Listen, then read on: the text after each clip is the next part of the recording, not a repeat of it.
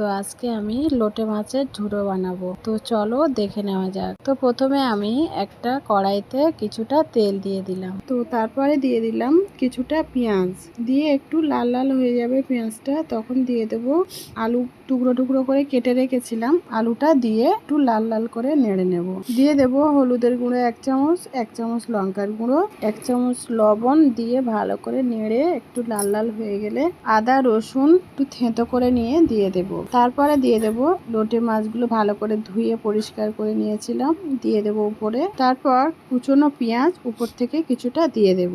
এখন দিয়ে দেব কিছুটা কাঁচা লঙ্কা চিড়ে, দিয়ে দেব টমেটো কিছুটা কুচিয়ে দিয়ে দেব।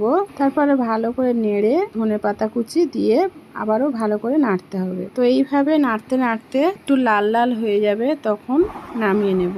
তো আমার লোটে মাছ হয়ে গিয়েছে। তো বন্ধুরা, আমার লোটে মাছ কেমন হলো কমেন্ট করে জানাবে।